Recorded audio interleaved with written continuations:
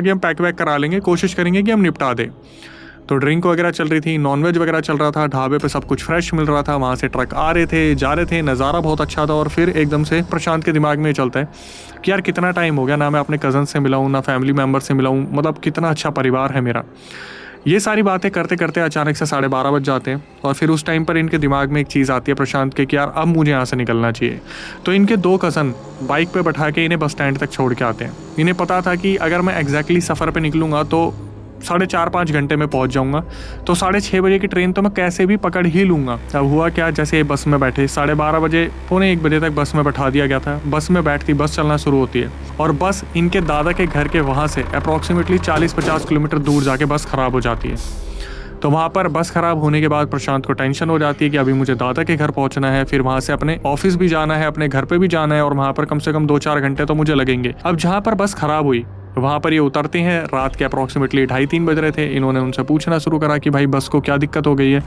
तो वो जो ड्राइवर और कंडक्टर थे वो बोलना शुरू करते कि भाई आज तक तो ये बस कभी ख़राब नहीं हुई, पता नहीं है ऐसे रास्ते पे कैसे ख़राब हो गई है। तो प्रशांत को लगा कि मैं बस के ठीक होने से अच्छा है कि मैं धीरे धीरे चलना शुरू करता हूँ। ये ड्राइवर और कंडक्टर को पूछते कि भैया आप उसी वाले रूट से आएंगे ना?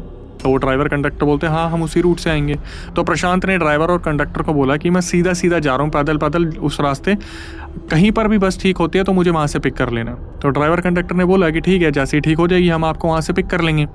अब ये चलना शुरू करते हैं जहाँ पर बस ख़राब हुई थी। थोड़ी ही आगे एक दुकान थी, वहाँ से इन्होंने एक आधे लीटर की पानी की बोतल खरीदी और वहाँ पर ये देख ही रहे थे, तभी अचानक से वहाँ से एक लड़का गुजर रहा था बाइक पे।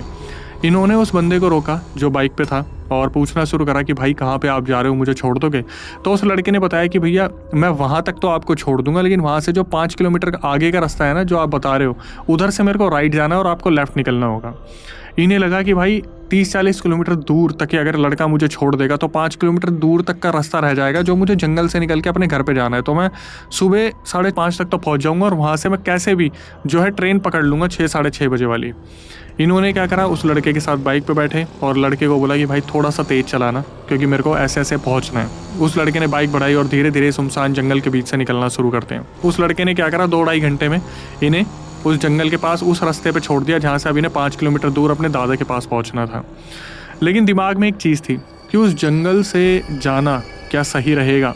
दिमाग में 36 तरीके के इमोशंस आ रहे थे, 36 तरीके की सोच आ रही थी और इन्हें पता था वो जंगल वाला रास्ता थोड़ा सा अजीब है। एक चीज़ इनके लिए बहुत बेहतर थी कि अगर ये जंगल वाले रास्ते में से जाते हैं तो वहाँ पर एक राइट हैंड साइड में पहाड़ आएगा जहाँ पर इनके कुल देवता का मंदिर है। इन्होंने अपने कुल देवता के बारे में बताया कि अक्षय भाई हमारे जो कुल देवता है ना वो घोड़े पर सवारी करते हुए उनकी जो है पूरी एक परिक्रमा बनी हुई है, मंदिर बना हुआ है और उसमें उनकी बहुत मान्यता है। तो इनको अपने दादा की बात याद आती है कि यार रात हो रही है और पता नहीं मुझे इस रास्ते से जाना चाहिए नहीं जाना चाहिए। फिर इन्हें लगता है यार क्या ही होता है भूत प्रेत, जब मैंने आज तक इस चीज़ पर भरोसा नहीं करा तो अब मैं इन सब चीज़ों पे क्या मानने लगा हूँ। इन्होंने क्या करा, हाईवे वाला रास्ता था लेकिन वहाँ से शायद वो 5 किलोमीटर का रास्ता 8 या 9 किलोमीटर का हो जाता है जिसकी वजह से इनकी ट्रेन कैंसिल हो सकती थी। इन्होंने क्या करा, जंगल वाला रास्ता पिक करा। अपने हाथ में आधे लीटर की पानी की बोतल लेकर ये चलना शुरू करते हैं। इनके पास 2 फ़ोन थे, एक था आईफोन और दूसरा एक वीवो का फ़ोन था। आईफोन वाले फ़ोन में इन्होंने बताया कि अक्षय भाई 20% बैटरी रह गई थी और वीवो वाले फ़ोन में 80% बैटरी थी। इन्होंने क्या करा, वीवो वाले फ़ोन में टॉर्च ऑन करी और ये चलना शुरू करते जंगल में। तभी अचानक से इनकी नज़र पड़ती है कि वहाँ पर एक लड़की खड़ी है जिसके हाथ में एक बैग है और वो लड़की बिल्कुल मामूली सी थी। जैसे दादा से इन्होंने सुना था कि अगर बेटा तेरे को कभी भी पता करना हो कि भूत प्रेत तेरे सामने है या नहीं है तो हमेशा उसको ना देख लियो, वो ना तेरे को बहुत सुंदर दिखेगी क्योंकि तू उससे अट्रैक्ट हो जाएगा, तू उसके सौंदर्य पे मरने लगेगा, वशीकरण कर लेगी तेरे को। तो प्रशांत ने अपने इंसिडेंट में बताया कि अक्षय भाई वो लड़की बिल्कुल नॉर्मल दिख रही थी जिस वजह से मुझे उस पर कोई भी शक नहीं हुआ। अब ऐसा लग रहा था कि यार मतलब एक लड़की शायद भटक गई है और मैं उसे कुछ रास्ता बता दूं या उसकी मदद कर दूं। तो प्रशांत जाते हैं उसके पास और बोलते हैं कि ए लड़की तू यहाँ क्या कर रही है? तो वो बताती है कि ऐसे ऐसे जो है मेरी बस ख़राब हो गई थी और फिर मैंने किसी से लिफ्ट लिया और लिफ्ट लेने के बाद मैं यहाँ तक पहुँच गई। अब जिस बस के बारे में उस लड़की ने बताया था ये वही बस थी जो ख़राब हुई थी जिसमें प्रशांत आए थे। प्रशांत गहरी सोच में पड़ जाते कि यार उस बस में तो मैं था, मेरे से पहले इसने लिफ्ट भी ले ली, ये यहाँ तक पहुँच भी गई और मैंने लिफ्ट ली तो मुझे ना तो ये बस में दिखी थी, ना ये मेरे आगे दिखी, ना मुझे पीछे दिखी। तो ये पूछना शुरू करते हैं कि कौन सी बस, वो वाली जो वहाँ पर थी ऐसे ऐसे ख़राब हुई थी? तो ये बताती है लड़की हाँ मैं उसी बस की बात कर रही हूँ।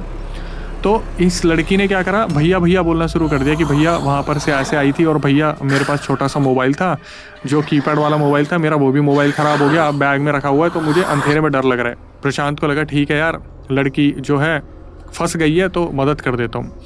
तो प्रशांत ने पूछा उस लड़की से कि तुम मुझे ये बताओ कि तुम कहाँ जा रही हो। तो प्रशांत को उस लड़की ने जो एड्रेस बताया वो उनके घर के जस्ट 2 घर छोड़ के एक भैया थे जिनके इनसे बहुत अच्छे ताल्लुकात थे, वहाँ का एड्रेस बताया।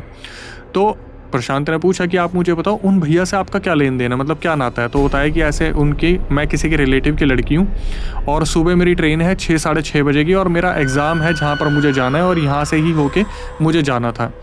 आप प्रशांत सोचते हैं यार कि ये कैसा कोइंसिडेंस है, इसे भी उसी ट्रेन में जाना है, मुझे भी उसी ट्रेन में जाना है, बस में मुझे दिखी नहीं थी। तो इन्हें लगा कि शायद हो सकता है पीछे बैठी हो या कोइंसिडेंस बहुत बड़ा हो गया और अचानक से ऐसी सारी चीज़ें हो जाती है। प्रशांत ने बोला कि ठीक है मैं तुम्हारी मदद करूंगा, लेकिन सबसे पहले मुझे भैया बोलना बंद करो, मेरा नाम प्रशांत है, मुझे मेरे नाम से पुकारो। तो प्रशांत ने बोला कि चलो चलते हैं। तो ये चलना शुरू करते हैं। तो प्रशांत एक चीज़ नोटिस करते हैं कि वो लड़की पीछे की साइड चलना शुरू करती है, मतलब जैसे मान लो प्रशांत के हाथ में फ़ोन है और जंगल की तरफ वो आगे बढ़ रहे हैं, तो वो लड़की पीछे पीछे चलना शुरू करती है। तो इनके दिमाग में आता है कि यार ऐसा क्यों है, लड़की मेरे पीछे क्यों चल रही है। तो इन्होंने उस लड़की से बोला कि आपका नाम क्या, आप नाम बताओगे अपना। तो पीछे से आवाज़ आती है निर्मला, मेरा नाम निर्मला है। प्रशांत को लगा ठीक है निर्मला होगा। प्रशांत ने बोला निर्मला एक काम करो, आप ना आगे आ जाओ ताकि मेरे को आप भी दिखते रहो और रास्ता भी दिखता रहे, पीछे अगर कोई जानवर आ गया कोई दिक्कत होगी तो आपका प्रॉब्लम हो जाएगी। तो वो लड़की बोलती है नहीं नहीं आप चलो प्रशांत, मैं आपके पीछे पीछे चल रही हूँ। प्रशांत को बड़ा अजीब लगा कि यार ये बंदी ना तो साइड में आ रही है ना आगे आ रही है। अब ऐसे टाइम पे क्या होता है, दादा ने जो जो चीज़ें बोली थी वो दिमाग में चलने लगी कि यार सही में कोई दिक्कत तो नहीं है। अब धीरे धीरे चलते जा रहे थे। तो प्रशांत का थोड़ा सा पेट खराब हो रखा था, उन्हें होना था फ्रेश, उनके पास पानी की बोतल भी थी। तो उन्होंने निर्मला को बोला कि निर्मला मेरे को नेचर कॉल आ रही है, मुझे फ्रेश होना है, आप एक काम करो थोड़ा सा आप आगे चले जाओ और मुंह फेर लो अपना, जैसे मैं फ्रेश हो जाऊंगा आपको बता दूंगा। तो निर्मला को लगा ठीक है, होता है, नेचर कॉल आ जाती है तो वो चीज़ है जो कोई रोक नहीं सकता। तो निर्मला क्या करती है, आगे चलने लगती है और उस टाइम पर जो प्रशांत थे वो फ्रेश होने के लिए एक जगह पर बैठते हैं। पानी उनके पास था, सामान तो खैर ज़्यादा था नहीं, लेकिन जब वो बैठते हैं तो अचानक से उनके दिमाग में आता है यार कि दादा हमेशा बोलते थे कि अगर भूत प्रेत के बारे में पता करना है ना तो उनके पैरों की तरफ देख लेना, उनके पैर या तो उल्टे होते हैं या पैर होते ही नहीं है। तो निर्मला अपना मुंह उस तरफ करके उनसे अपोजिट होकर खड़ी थी, तभी अचानक से प्रशांत ऐसे बैठे बैठे देखते हैं। प्रशांत ने जैसे ही पैर की तरफ देखा, प्रशांत ने देखा निर्मला के पैर नहीं हैं, वो हवा में फ्लोट कर रही है, लेकिन वो ऐसी स्टेबल हो रखी है कि जैसे वो चल रही है। प्रशांत ने बताया कि अक्षय भाई जहाँ मैं बैठा हुआ था मैं वहीं का वहीं बैठा रह गया और मेरे को ये लगा कि आज मेरी मौत आ गई है। इनकी शादी आने वाली थी मुश्किल से 23-24 दिन बाद और इनके दिमाग में ये चल रहा था कि शादी से पहले ही मेरे को निपटा देगी ये आत्मा। कौन है ये लड़की, क्या कर रही है रास्ते के बीच में। इन्होंने क्या करा, भगवान को याद किया, अपने पितरों को याद किया। फिर अचानक से वो जो लड़की थी वो बोलती है कि प्रशांत अगर आप हो गए हो फ्रेश तो हम चलें क्योंकि हम काफ़ी लेट हो रहे हैं। तो प्रशांत ने सुना कि निर्मला उनसे पूछ रही है कुछ। प्रशांत ने बोला कि हाँ बस हो गया हूँ फ्रेश और हम चल रहे हैं। प्रशांत ने फिर दोबारा बताया कि अक्षय भाई मेरी बॉडी ना ठंडी पड़ गई थी और मैंने बस अपने आप को फ्रेश होने के बाद मैंने साफ़ किया और फिर मैं उठा। इन्हें इतना पता था कि मुश्किल से 50 मीटर दूर एक नहर आने वाली है, ये लड़की मुझे पक्का उस नहर में मारेगी। इन्हें बस इतना पता था कि उससे पहले मेरे कुल देवता का पहाड़ पड़ेगा। अगर मेरे कुल देवता आज मुझे बचा गए तो मैं बच गया, अदरवाइज़ आज मेरी मौत होनी है। इन्होंने निर्मला से बोला कि निर्मला आप आगे क्यों नहीं चल रहे हो, आप पीछे क्यों चल रहे हो। निर्मला ने बोला कि आप रास्ता दिखाओगे तो मैं आगे कैसे देख पाऊंगी। तो डरते डरते इन्होंने बोला प्रशांत ने कि नहीं नहीं मैं दिखाऊंगा तो तुम चल लोगी, कोई दिक्कत नहीं है। तो निर्मला बोली कि नहीं नहीं कोई नहीं है प्रशांत, आप चलो मैं आपके पीछे पीछे चल रही हूँ। अब प्रशांत पूरी तरीके से डरे हुए धीरे धीरे चलना शुरू करते हैं और राइट हैंड साइड में जैसे ही वो पहाड़ आता है तो इन्होंने अपने कुल देवता को याद किया और बोला कि देवता आज मुझे बचा ले, मेरी होने वाली बीवी मेरा वेट कर रही है, मेरे घर वाले मेरा वेट कर रहे हैं, मेरे दादा दादी मेरा वेट कर रहे हैं, मेरा भाई जो अभी बड़ा भाई है वो मेरा वेट कर रहा है, मेरी कोई गलती नहीं है, मेरे कुल देवता मुझे बचा ले। इनका इतना बोलना था। राइट हैंड साइड में जो पहाड़ आया था वहाँ से एक पत्थर, बहुत बड़ी चट्टान लुढ़कती हुई आती है। इन्होंने उस चट्टान की तरफ देखा और अचानक से इनके बगल में से किसी के भागने की आवाज़ आई। इन्होंने लेफ्ट मुड़ के देखा, निर्मला नाम की लड़की हवा में फ्लोट करती हुई लेफ्ट साइड में ऐसी निकली वहाँ से। और प्रशांत ने उस लड़की की तरफ देखा, जो लड़की एक एंटिटी थी वो लड़की पीछे मुड़ के इनसे कुछ बोलती है। ट्रांसलेट करके मुझे प्रशांत ने बताया कि भाई वो लड़की बोलती गई कि मैं तुझे नहीं छोड़ूंगी, नहीं छोड़ूंगी तेरे को, मैं तुझे दोबारा लेने आऊँगी। ये सुनने के बाद प्रशांत वहाँ पर लिटरली जम गए। उनके पैर हिल नहीं रहे थे। उनको बस पीछे से एक आवाज़ आई जैसे कोई घोड़े के ऊपर बैठ के खटक खटक करता आ रहा है। ये वहाँ पर ऐसे हो गए थे कि मैं पीछे जाऊँ तो पता नहीं कौन होगा, और आगे जाऊँ तो ये एंटिटी घूम के अगर मुझे आगे मिल गई तो मेरा क्या होगा। तभी एक जोशीली सी आवाज़ पीछे से आती है कि आगे चल, मैं तेरे साथ हूँ, कुछ नहीं होगा तुझे। प्रशांत ने बताया कि अक्षय भाई वो जो आवाज़ थी ना, वो इतनी मोटिवेटेड आवाज़ थी मेरे लिए, मुझे पता चल गया था कि मेरे कुल देवता वहाँ पे आ गए। मैं बता रहा हूँ, मेरे गूज़बम्स आ रहे। प्रशांत ने पूरी सांस इकट्ठी की और चलना शुरू किया। सीधा अपने दादा दादी के घर पे पहुंचे, नॉक करा, दादा दादी आए। उन्होंने बोला कि तू इतनी रात को क्या कर रहा है? तो इन्होंने बताया कि सुबह 6 बजे की मेरी ट्रेन है, मैंने सारे कार्ड बांट दिए और अब मुझे यहाँ से निकलना है सुबह 6:30 बजे। ये 3, साढ़े 3, 4 बजे पहुँच गए और उसके बाद इन्हें नींद ही नहीं आई। नींद ना आने की वजह से क्या हुआ, सुबह ये उठे, ट्रेन पकड़ी, अपने बस अड्डे के पास गए, वहाँ से बाइक उठाई, अपने घर गए, वहाँ से फटाफट से जो भी पहली बस पकड़नी थी पकड़ के अपने सीधा वर्क स्टेशन पे आ गए, मतलब वापस कर्नाटका पहुँच गए। और जैसे ही दोपहर 12:30 बजे जब ये एक नक्शा बना रहे थे, जैसे फील्ड इंजीनियर थे, नक्शा बना रहे थे अपने ऑफिस के काम से, तभी अचानक से दूर इन्हें दिखता है, अप्रॉक्सीमेटली 200 मीटर दूर, वही लड़की जो इन्हें जंगल में दिखी थी वो वहाँ खड़ी थी।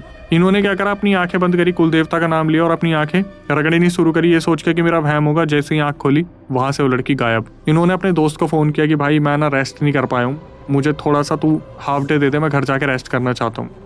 तो इनके दोस्त ने बोला ठीक है, तू एक काम कर, घर चला जा और रेस्ट कर ले। तो ये वहाँ पर जाते हैं अपने फ्लैट पे, जहाँ इन्होंने फ्लैट लिया हुआ था, और वहाँ जाने के बाद ये रेस्ट करना शुरू करते हैं। मुश्किल से 1-2 घंटे बीते होंगे। इन्होंने बताया कि अक्षय भाई 3:30, 4 बजे मैं जिम जाता था, मैं एक फिटनेस फ्रीक हूँ। 2:30-3 बजे मैंने अलार्म लगाया हुआ था 4 बजे जिम जाने का। मैंने अचानक से आँख खोली और मैंने देखा कि मेरे सामने से वही लड़की जो मुझे जंगल में दिखी थी वो मेरे सामने से गुजरी। इन्होंने बताया कि अक्षय भाई मैं ऐसी लैंग्वेज यूज़ नहीं करता, लेकिन लिटरली मेरी फट के हाथ में आ गई थी। उस टाइम मुझे समझ नहीं आया कि मैं क्या करूं। मैंने अपने कपड़े पहने और जो जिम के थे, मैं सीधा कमरे से बाहर भाग के जिम में आ गया।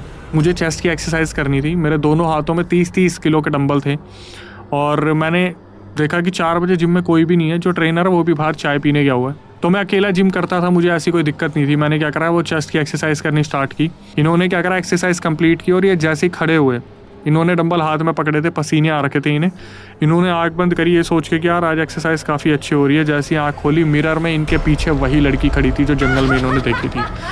इनके हाथ से डंबल छूट गए और सीधा पैर पे जाके वो डंबल गिरा इनके। ये एकदम से चिल्लाए और ट्रेनर बाहर से आया, पूछा क्या हुआ, तो इन्होंने बताया कि कुछ नहीं, मुझे ऐसा लगा जैसे आसपास कोई था। कुछ लोग होते हैं जो इन चीज़ों पर बिलीव का करते हैं। ट्रेनर ने मजाक बनाया, बोला अबे भाई तू कैसी बातें कर रहा है, जिम में कौन आ जाएगा, कोई भी नहीं है। इनके ट्रेनर ने इन्हें पूरा जिम दिखाया। उसके बाद फिर इन्हें बोल दिया कि कोई नहीं, तू आज रेस्ट कर ले। और ये घर पे वापस आ गए जहाँ पर फ्लैट पे थे। फ्लैट पे ये वापस आए और पूरी रात इनको वो लड़की अपने फ्लैट में दिखती रही। सुबह उठते ही इन्होंने क्या करा, सबसे पहले अपने घर पे फ़ोन करा और बताया कि ऐसे ऐसे पापा, मुझे ना ऐसा लग रहा है कि मेरे को उस जंगल वाले रास्ते पे कोई दिखा था। जैसे इनके पापा ने इस चीज़ को सुना, जंगल वाले रास्ते पे तेरे को कोई दिखा था, तेरे को उस रास्ते को लेने को बोला किसने? और दादाजी ने तेरे को बताया नहीं था कि उस रास्ते पे कोई ना कोई भूत प्रेत कुछ ना कुछ घूमता रहता है? जैसे ही इन्होंने अपने पापा को बताया, इनके पापा बोले तू फटाफट से घर आ जा। तो इन्होंने बोला अपने पापा को मैं ऑफिस छोड़ के अभी घर कैसे आ जाऊँ? इनके पापा ने बोला मुझे कुछ नहीं पता, तू अभी के अभी घर आ, इससे पहले कि तेरे को कुछ हो जाए। तेरी शादी होने वाली है, तुझे कोई शर्म है? घर आ फटाफट। तो ऐसे टाइम पे प्रशांत अपने दोस्त को क्या ही समझाते। इन्होंने बोला कि भाई मुझे कुछ हेल्थ इशू हो रहा है, मुझे 1-2 दिन की छुट्टी देते, मैं घर पे जाना चाहता हूँ। तो दोस्त ने बोला ठीक है, थोड़ा सा ध्यान रख भाई, तेरी शादी आने वाली है, अभी से ही हेल्थ इशू होंगे तो आगे कोई दिक्कत ना हो जाए। इन्होंने बताया कि इन्होंने बस पकड़ी और ये सीधा अपने घर पहुँच गए। घर पहुँचने के बाद जैसे एक पंडित जी थे जो इनके गाँव में थे, उन पंडित जी को दिखाना था, क्योंकि वो पंडित जी ही सॉल्यूशन करते थे और इनके घर के जितने भी पुराने उतारे थे उन्होंने ही किए थे। जो प्रशांत के पापा थे, उनकी मम्मी, उनके भाई उन्हें बस में लेके सीधा गांव गए। गांव में जब ये उस मंदिर में जाते हैं तो वहाँ पर जो पंडित जी बैठे थे आराम से किसी से बात कर रहे थे, उन्होंने जैसे ही सामने देखा उनकी आंखें फटी रह गई।